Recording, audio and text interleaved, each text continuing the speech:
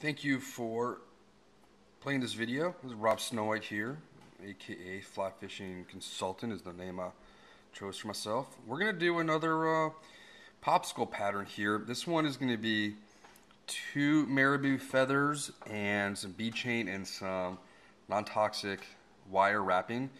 We're going to start off by putting our hook in, of course, our Regal vise, because Regal makes the best vices. Notice the jaw doesn't move. We are using a saber hook from the Fly Shack, size 4, round bend, down eye, 2x long, 1x strong. You get 100 of them for like $6. They're very sharp, they're very strong, and I like them. So that's what we'll be tying with. So first off, let me get some of that non-toxic wire. A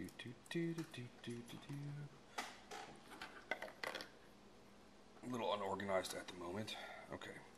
So I want a little bit of wire just so this fly is going to sink down. Excellent largemouth bass fly. Excellent schoolie striper fly.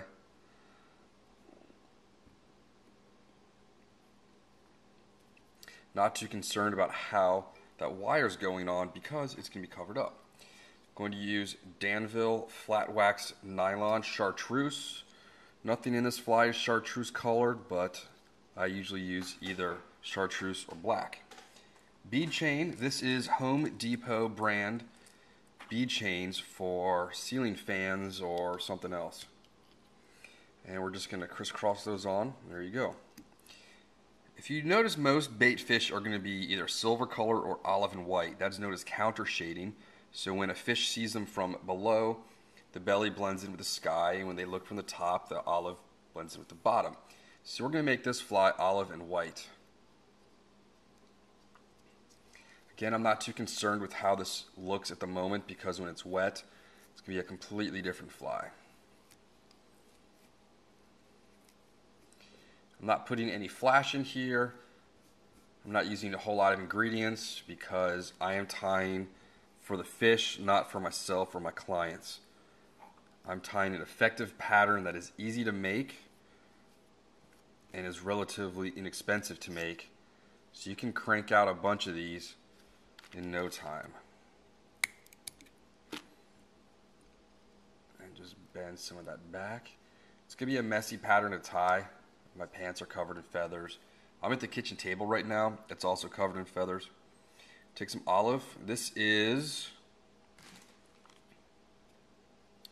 Strung Marabou Blood Quills Golden Olive from, again, bobmarriotts.com. Paid about $2.45 for this. And you can probably tie 3 or 4 dozen of these patterns.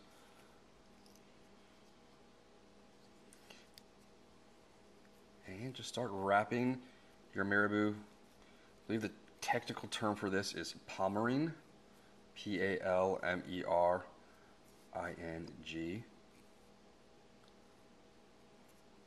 Another reason you don't want to spend too much time or effort on these or using expensive eyeballs is because, at least in the Potomac River, it's very rocky and we are going to lose a lot of flies. Potomac is also a very large drainage, so you get all sorts of log jams and other stuff that float in, and you never know what you're going to just hook into. Not too concerned about filling in that gap. I can just wrap some thread around there.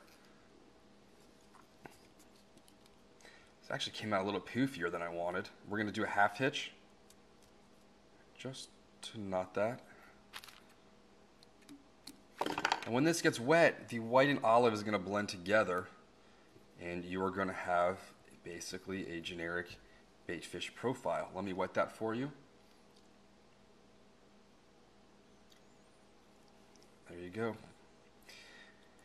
If that's not one of the more easy bait fish patterns to tie, I don't know what is. You can swing this, you can strip it. When you strip it, it's going to poof, give some lifelike action. When you just hold it in the current, it's going to undulate and move just like a little bait fish. Cool, that's it. Time to clean up.